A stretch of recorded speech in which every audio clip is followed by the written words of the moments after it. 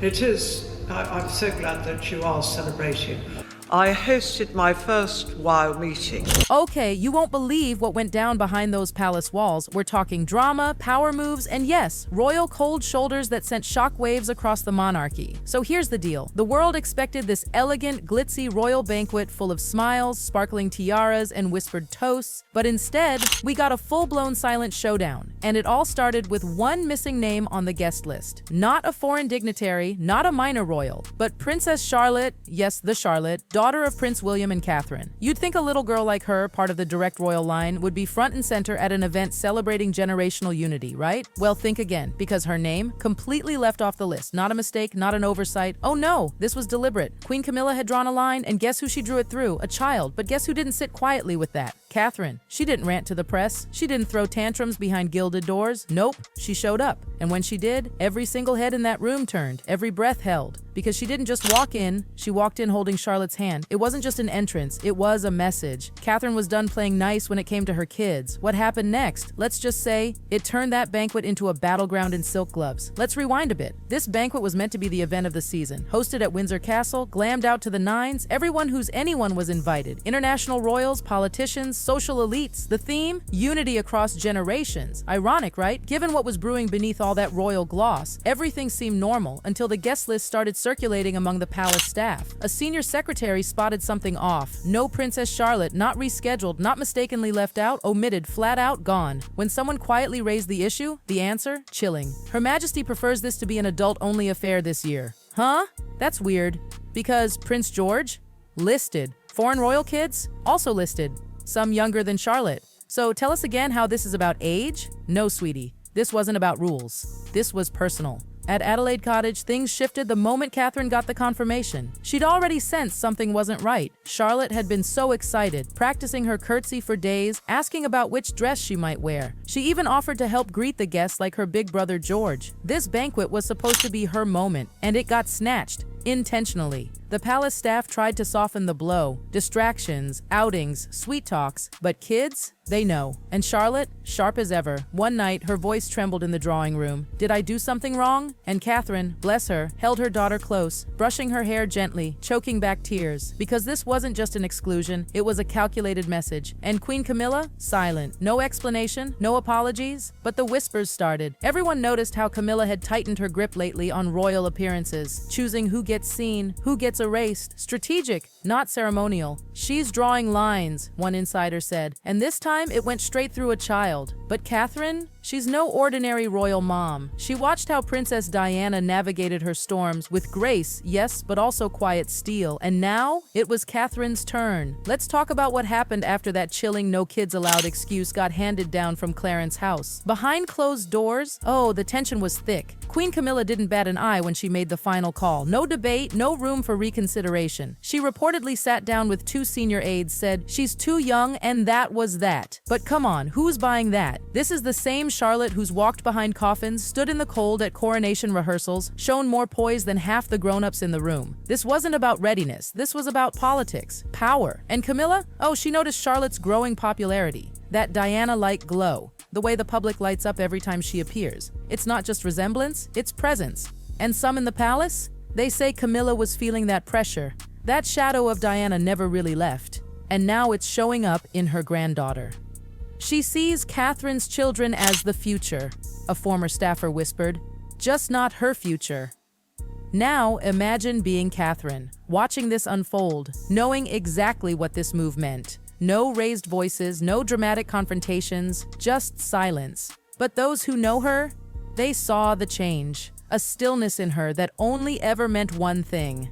She was planning something. That night, as Charlotte clutched her stuffed animal fast asleep, Catherine stood alone at the window, phone in hand. No calls to the press, no royal statements, just one phone call. She wasn't asking for permission. She was sending a message. Princess Charlotte was going to that banquet, whether she was on the list or not. The next morning, oh, Windsor Castle was buzzing. Staff were whispering, "Did you hear? She's bringing Charlotte." Some were shocked. Others? Not one bit surprised. Catherine doesn't draw lines lightly, but once she does, you better believe she's not stepping back. Florists were still placing lilies. Gold cutlery still gleamed. Musicians rehearsed. But underneath all that, the air was thick with anticipation. Everyone was holding their breath. Queen Camilla keeping up appearances. But insiders say she was clipped, sharp. She gave direct orders, no changes, no seating updates. "Let's not make this a spectacle," she reportedly said. Oh, but it already was. Meanwhile, back at Adelaide Cottage, Catherine was preparing her daughter, not just for dinner, but for something much bigger. She chose Charlotte's gown herself, a deep midnight blue silk with tiny pearls stitched across the collar. Diana vibes? You bet.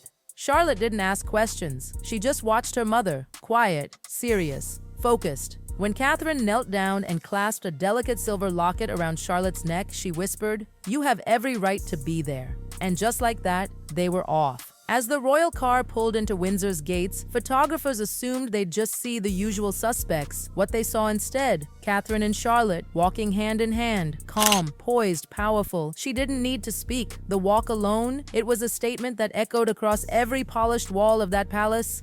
And honey, Camilla felt it. The moment those palace doors swung open, it was like the air got sucked out of the room. Every conversation halted. Every head snapped toward the entrance. It wasn't just an entrance, it was the moment of the night. There stood Catherine, elegant, unshaken, and beside her, Charlotte, radiant in navy silk, clutching her mother's hand like royalty was stitched into her bones. The flashbulbs didn't just go off, they stuttered, like even the cameras were stunned. Catherine didn't stop to pose. She didn't look for approval. She walked in like she belonged, because she did. And Charlotte? That little girl walked like she'd been doing this her whole life. She wasn't just attending a banquet, she was making history. And the palace aides? They were scrambling. Her name wasn't on the seating chart. No place card, no spot. But Catherine? She came prepared. Oh yes, she brought her own place card. Charlotte's name, calligraphed in soft gold ink, tucked in her clutch. In the ballroom, Queen Camilla had been mingling, smiling, sipping her wine like all was calm. But then she saw them, and that smile, it tightened. Her fingers clenched just a little harder around that glass. She didn't speak, didn't move, just watched. Guests parted like waves. The orchestra kept playing, but the melody was barely noticeable now, because all eyes were on the mother and daughter who had just rewritten the royal narrative. As they approached the grand table, Catherine paused, pulled out a chair, and laid down the name card. Her daughter now had a seat, not because she was granted one, but because her mother claimed it for her. No one dared stop them, not a single aide, not a single word. Camilla, watching from a few seats away, stayed frozen. She didn't toast, she didn't object, she didn't even look at Charlotte. But the damage already done, that banquet, that tightly choreographed picture-perfect event, had just become the backdrop to a silent royal rebellion. Charlotte sat like a dream, graceful, poised, quietly strong. She thanked the servers. She spoke only when spoken to. Every move she made contradicted the excuse that she was too young. That empty reasoning crumbled with every bite of dinner. And Catherine? She sat beside her, cool and steady, eyes forward. She didn't need to smirk, didn't need to gloat. Her presence said everything. This wasn't about protocol anymore. This was about principle. Halfway through the meal, aides were seen exchanging papers, quietly passing an updated seating chart to the staff near Camilla. She glanced at it once, folded it in half, and tucked it under her plate. A silent concession, a forced one.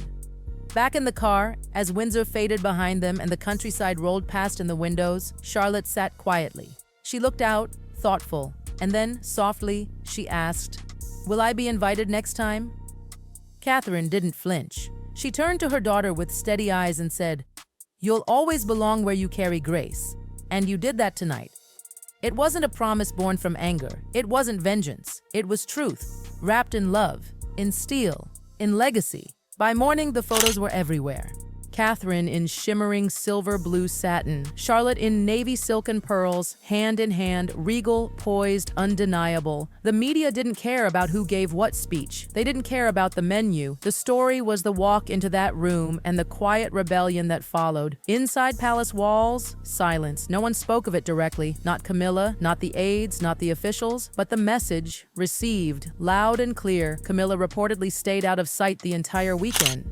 Resting, they said. But behind the curtains, she was regrouping, because what she had tried to do, erase a child, backfired. And not just privately, publicly. She had drawn the line in ink. Catherine had erased it with presence. From that day forward, something shifted in the monarchy. Catherine wasn't just the wife of the future king, she wasn't just dutiful. She was something else now. An anchor, a protector, a woman unafraid to stand for her children with elegance and force. And Charlotte, still young, but now a symbol of resilience, of rightful place, of the future. Monday morning came. No statements, no social media buzz from Kensington. Just one simple image, Catherine walking Charlotte to school. Just like any mum, but for those who knew, everything had changed. The other mums at the gate smiled longer. The staff bowed a little deeper. And Charlotte, she didn't ask if she'd done something wrong anymore. She knew she was seen. She knew her mother had stood for her, not with yelling, not with press, but with power. Inside the palace, whispers turned into quiet recalculations. This wasn't just a skirmish over a banquet seat, it was the beginning of something else. A shift, a realization that Catherine wasn't playing by the old playbook. She was rewriting it. No one ever issued a statement about what happened that night. No one ever apologized. The official recap didn't mention Charlotte's name, but the images, they lived on, because this story wasn't about a menu or a floral arrangement. It was about that walk, that daughter, that mother, and the truth that sometimes legacy isn't passed down, it's defended. Charlotte didn't wear a crown that night. She didn't need to. She wore her mother's love, and it carried her through a room that tried to forget her. But the world didn't forget.